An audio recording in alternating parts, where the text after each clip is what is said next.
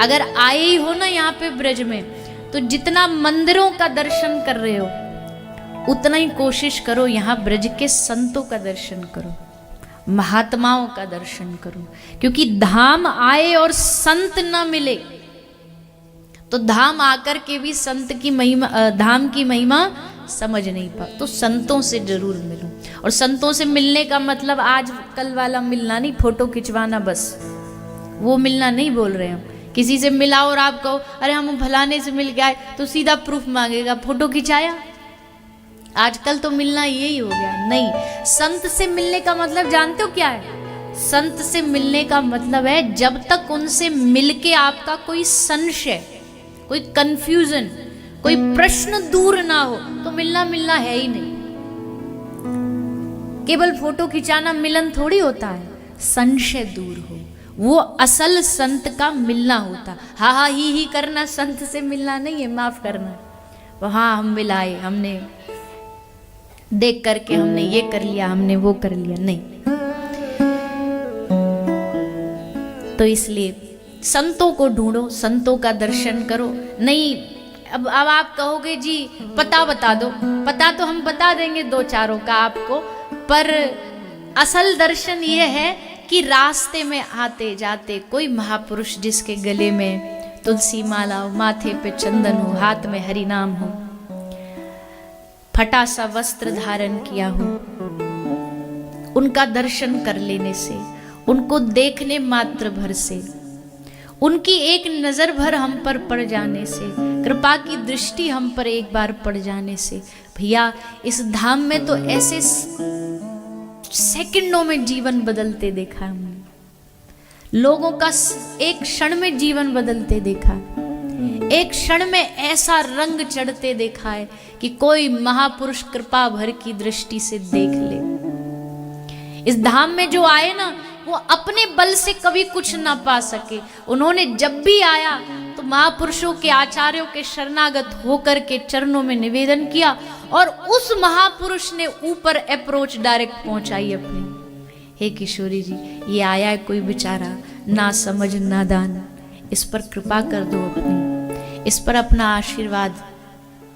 और जब एक कोई महापुरुष निवेदन कर देता है ना, एक महापुरुष की दृष्टि हम पर जब पड़ जाती है, तो फिर कोई चांस नहीं कि जिसको हमारी किशोरी जी इनकार कर सके, नकार सके।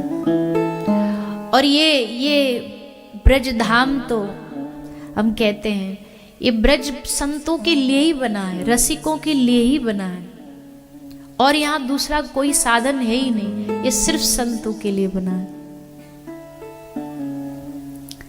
हमें अभी परसों कोई मिलने आया, वृंदावन में एक बड़ा सुंदर स्थान है, गौड़िया संप्रदाय वाले शायद जानते हो, भागवत निवास।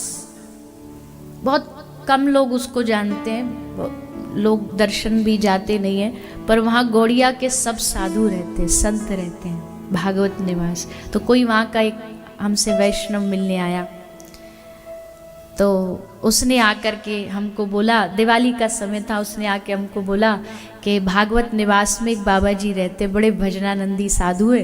तो हमने बताया कि हमने आपसे नाम मंत्र ले रखा, आपका नाम लिया। तो जैसे आपका नाम लिया, बोला अरे वो छोरी, वो लाली, अरे वो तो हम बचपन में वाके गांव में गए, उसके घर गए, उसके घर हमारे, हमने कहा हम तो उनको जानते नहीं। पर जैसे उसने कहा ना ये बात, तो हमको लगा हमारी दिवाली मन गई। यही है हमारी दिवाली। क्यों?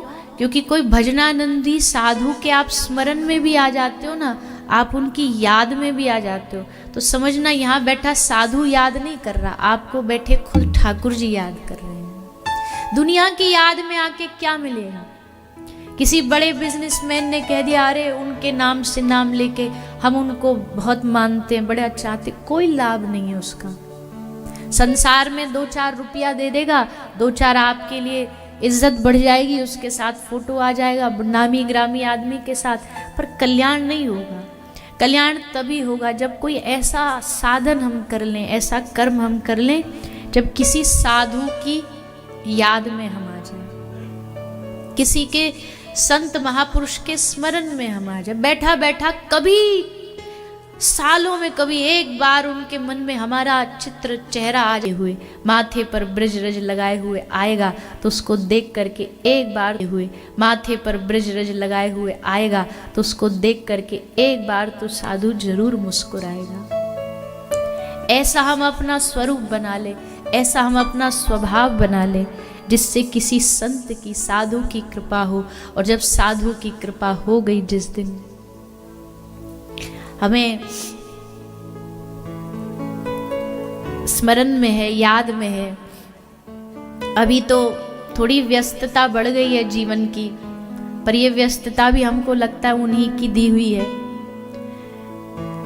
कभी कभी एकांत में बड़ा मन में कष्ट भी होता है, पर फिर लगता है कि नहीं, दुनिया जाती है बिजनेस के लिए जाती है, दुनिया जाती है कमाने के लिए जाती है, कम से कम हम जा रहे हैं तो ठाकुर जी का नाम प्रचार करने तो जा रहे हैं, उनकी कथाई तो गाने जा रहे हैं। पर जब व्यस्तता थोड़ी और कम थी तो हमारा जीवन का नियम था कि वृंदावन में हमारे घर परिवार में एक छोटा सा स्कूटर हुआ करता था, और उसी पर हमारे माता पिता, एक भाई है, चारों की चारों बैठ करके पूरे ब्रजमंडल में एक ही काम करने निकलते थे, साधुओं का दर्शन करने, संतों से आशीर्वाद लेने, फिर जाके उनकी झूठी प्रसादी पाते थे, उनसे निवेदन करते थे कि महाराज जी कृपा करो,